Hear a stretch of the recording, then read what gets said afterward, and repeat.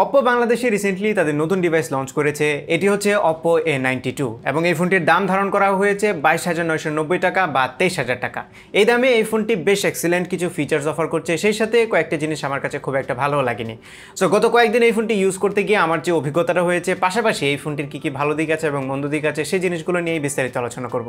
তার আগে বলে নিচ্ছি, আপনি যদি আমার চ্যানেলে নতুন হয়ে থাকেন তাহলে please hit the subscribe button, আর যদি অলরেডি সাবস্ক্রাইব করে থাকেন থ্যাংক ইউ সো মাচ।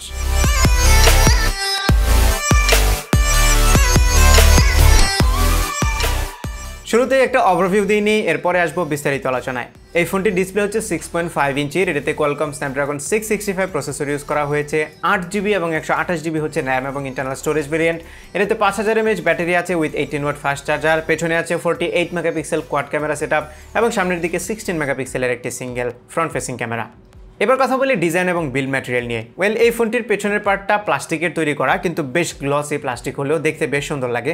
আমার হাতে যে কালার ভেরিয়েন্ট আছে এটাকে বলা হচ্ছে অরোরা পার্পল, এটার আরেকটা ভেরিয়েন্ট আছে যেটাকে বলে টুয়াইলাইট ব্ল্যাক, বাট আমার কাছে এই কালারটা প্রেফারেবল মনে হয়েছে। এটাতে লাইট পড়লে বেশ বিভিন্ন রকমের কালার এটাতে রিফ্লেক্ট করে, যেটা দেখতে বেশ সুন্দরই লাগে। সেই সাথে এখানে রেক্টেঙ্গুলার শেপের ক্যামেরাটি উপরের দিকে হাউস করা হয়েছে, আর পুরো ব্যাক পার্টটাই হচ্ছে ক্লিন। সো ফিঙ্গারপ্রিন্ট স্ক্যানারটা মুভ করে সাইডে নেওয়া হয়েছে, যেটা নিয়ে কিছুক্ষণ পরেই কথা বলছি।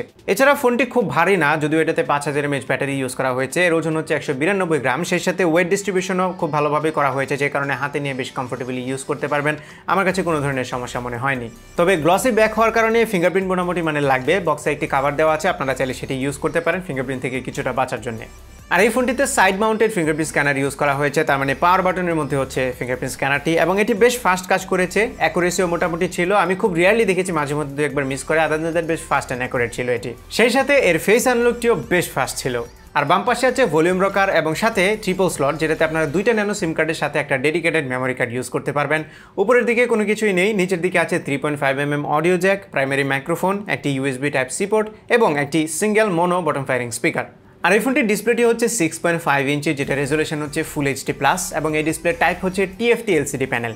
TFT এবং IPS এর মধ্যে কিছু ডিফারেন্স আছে। ফর এক্সাম্পল, IPS প্যানেলগুলো ইউজুয়ালি একটু বেটার কালার রিপ্রোডিউস করে, পাশাপাশি IPS প্যানেলগুলোতে ভিউইং অ্যাঙ্গেলটাও একটু বেটার হয়। কিন্তু এই যে প্যানেলটি আছে মানে TFT প্যানেল এই ফোনে স্পেসিফিক্যালি, সেটিকে আমি একটি IPS প্যানেলের পাশাপাশি রেখে সাইড বাই সাইড কম্পেয়ার করার চেষ্টা করেছি, এবং আমার কাছে ডিফারেন্স খুব একটা মনে হয়নি। এবং জেনারেল যারা ইউজার আছেন তারা হয়তো বুঝতেই পারবেন না যে এটা IPS প্যানেল নাকি TFT প্যানেল।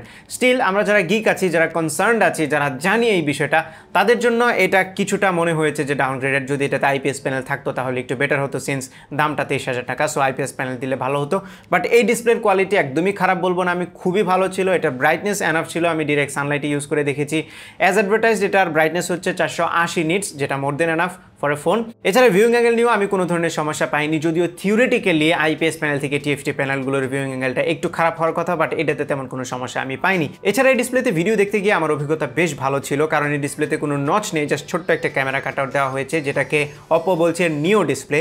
এবং এই ডিসপ্লেতে ভিডিও দেখতে গিয়ে আমি পুরো অ্যামারসিভ একটা ভিউ পেয়েছি। তার আরেকটা রিজন হচ্ছে এটা স্ক্রিন টু বডি রেশিও হচ্ছে 90.5, যার মানে হচ্ছে সাইডে যে বেজেলগুলো আছে সেগুলো বেশ ন্যারো, যার ফলে পুরো অ্যামারসিভ একটা ভিউ পাওয়া যায়। ভিডিও ভিউইংয়ের সময় বেশ ভালো এনজয়েবল ছিল। আবারও বলছি, TFT প্যানেলের জায়গায় যদি IPS প্যানেলটা দেওয়া হতো তাহলে আরেকটু বেশি জমতো। সফটওয়্যার সেকশনে এতে ইউজ করা হয়েছে সুপরিচিত ColorOS 7.1 based on Android 10। UI নিয়ে আমি তেমন কোনো কমপ্লেন করবো না, ইভেন ColorOS দিন দিন বেটার হচ্ছে। এটাতে ডার্ক মোড আছে, একটি স্মার্ট সাইড বার আছে, অ্যাপ ড্রয়ার আছে, ব্লোটওয়্যার খুব একটা খেয়াল করিনি, সো বেশ ক্লিন ছিল। UI নেভিগেশন থেকে শুরু করে প্রত্যেকটা কাজে বেশ ইনটুইটিভ ছিল, কোনো ধরনের ল্যাগ কিংবা হিকাপ আমি UI-তে দেখিনি। সো ওভারঅল সফটওয়্যার সেকশনে কোনো ইস্যু নেই। আর এই ফোনটি একটি ভেরিয়েন্টে পাওয়া যাবে, সেটি হচ্ছে 8GB এবং 128GB। এই র্যামটি হচ্ছে LPDDR4X র্যাম এবং ইন্টারনাল স্টোরেজ হচ্ছে UFS 2.1। সো ডেফিনেটলি আমরা লোডিং টাইমগুলোতে একটা বুস্ট পাবো, এবং ওভারঅল যে পারফরমেন্স আছে সেই পারফরমেন্সও কিছুটা বুস্ট খেয়াল করতে পারবো। আন্ডার দ্য হুড এই ফোনটিতে ইউজ করা হয়েছে কোয়ালকম স্ন্যাপড্রাগন 665 চিপসেট, যেটা লোয়ার মিড রেঞ্জের একটি চিপ। যদিও এই বাজেটে আমরা 700 সিরিজের একটা চিপসেট এক্সপেক্ট করতে পারতাম, বাট বড় র্যাম এবং ফাস্টার স্টোরেজের ফলে আমার মনে হয় সেই অভাবটাও পুষিয়ে দিচ্ছে। সেই সাথে এটাতে জিপিইউ যেটি আছে সেটি হচ্ছে Adreno 610। সো ওভারঅল এই ফোনটির যদি আমি ডে টু ডে পারফরমেন্সের কথা বলি তাহলে কোনো সমস্যা নেই। মাল্টিটাস্কিং নিয়েও আমি কোনো ধরনের প্রবলেম ফেস করিনি, খুব স্মুথলি করতে পারছিলাম। পাশাপাশি যদি গেমিং পারফরমেন্সের কথা বলি তাহলে গেমগুলো খুব ফাস্ট লোড হয়, এটা ছিল আমার ফার্স্ট ভেরি গুড ইমপ্রেশন। সেই সাথে এটাতে আমি PUBG খেলেছি, PUBG মিডিয়াম সেটিংস মানে মিডিয়াম ফ্রেম রেট এবং ব্যালেন্সড গ্রাফিক্সে আমি খেলেছি। ডিফল্ট সাজেস্ট করে স্মুথ গ্রাফিক্স, কিন্তু আমি ব্যালেন্সডে নিয়ে খেলেছি, কোনো ধরনের ইস্যু আমি ফেস করিনি। খুব কমই আমি ফ্রেম ড্রপ পেয়েছি অ্যাকশন মোমেন্টগুলোতে হয়, আর যদি লম্বা সময় ধরে গেম খেলেন তাহলে অ্যাকশন মোমেন্টগুলোতে ফ্রেম ড্রপ একটু বেশি পাবেন, তবে কোনো ধরনের স্টার্টার আমি খেয়াল করিনি। আর কল অফ ডিউটি মোবাইল এটাতে বাই ডিফল্ট হাই গ্রাফিক্স এবং হাই ফ্রেম রেট সাজেস্ট করে, আমি ডিফল্ট সেটিংয়েই খেলেছি, কোনো ধরনের সমস্যা ফেস করিনি। লম্বা সময় ধরে গেম খেলার পরে কিছুটা গরম আমি খেয়াল করেছি, যেটা খুব মেজর কোনো ইস্যু না, বেশিরভাগ ফোনে এরকমই গরম হয়, সো এটা ইউজুয়াল ছিল। ওভারঅল আমি পারফরমেন্সের কথা যদি বলি তাহলে বেশ ডিসেন্ট পারফরমেন্স পাবেন। এই বাজেটে যদিও আরেকটু বেটার চিপসেট এক্সপেক্টেড ছিল, বাট ওভারঅল একটা ব্যালেন্স হয়ে গিয়েছে ফাস্টার স্টোরেজের ফলে, সো আমার কাছে ভালোই লেগেছে। এবার চলে আসি এই ফোনের স্ট্রংগেস্ট পার্ট, সেটি হচ্ছে এর ক্যামেরায়। পেছনে 4টি ক্যামেরা আছে, যার প্রাইমারিটি হচ্ছে 48 মেগাপিক্সেল f1.7 অ্যাপারচারের, so wait for the low light samples. Second যে ক্যামেরা সেটি হচ্ছে 8 মেগাপিক্সেলের একটি আলট্রা ওয়াইড শুটার, যার অ্যাপারচার হচ্ছে f2.2। এরপরে 2 মেগাপিক্সেলের একটি ডেপথ সেন্সর আছে, যেটার অ্যাপারচার হচ্ছে f2.4। আরেকটি ব্ল্যাক অ্যান্ড হোয়াইট সেন্সর আছে 2 মেগাপিক্সেলের, যেটির অ্যাপারচারও হচ্ছে 2.4, যেটা অ্যাকচুয়ালি বেটার শার্পনেসের জন্য ইউজ করা হচ্ছে। ছবির কোয়ালিটির কথা যদি বলি তাহলে প্রাইমারি ক্যামেরা দিয়ে ডে লাইটে বা ভালো লাইটে তোলা ছবিগুলো বেশ ভালো ছিল, ছবিগুলোর কালার অলমোস্ট অ্যাকুরেট ছিল, যদিও এটাতে ডেজেল কালার নামে একটা ইফেক্ট আছে, যেটা অ্যানাবল করে দিলে কালারগুলো আরেকটু বেশি পাঞ্চি হয়, একটু স্যাচুরেটেড হয়। আমার কাছে দেখতে ওইটা ভালো লেগেছে বেশি, সেই কারণে আমি বেশিরভাগ ছবি ডেজেল কালার অন করেই তুলেছি। পাশাপাশি ছবিতে শার্পনেস ডিটেলও পর্যাপ্ত পরিমাণে থাকে, ডাইনামিক রেঞ্জের পারফরমেন্সও মোটামুটি ভালোই ছিল। এবার চলে আসি লো লাইটে। এই ফোনটিতে ডেডিকেটেড নাইট মোড আছে, সো আমি বেশিরভাগ না সবগুলো ছবি নাইট মোডেই তুলেছি, এবং নাইট মোডের ছবিগুলো বেশ ভালো আসে thanks to its 1.7 wide aperture, যার ফলে ছবিতে শার্পনেস এবং ডিটেলও এনাফ রিটেন করতে পারে। পাশাপাশি আমি খুব একটা নয়েজ বা গ্রেইনও খেয়াল করিনি, সো ওভারঅল লো লাইটের ছবি আমার কাছে খুবই ভালো লেগেছে। আর এই ডেপথ সেন্সর দিয়ে তোলা পোর্ট্রেট শটগুলো আমার কাছে ভালো লেগেছে, এইচ ডিরেকশন অ্যাকুরেট ছিল, কালার নিয়ে কোনো সমস্যা আমি ফেস করিনি। তবে আবারও বিউটি মোড অফ করলেও স্মুথনিংটা কিছুটা থেকেই যাচ্ছিল, যেটা খুব একটা বদার করেনি, সো ওভারঅল পোর্ট্রেট শটও আমার কাছে ভালো লেগেছে।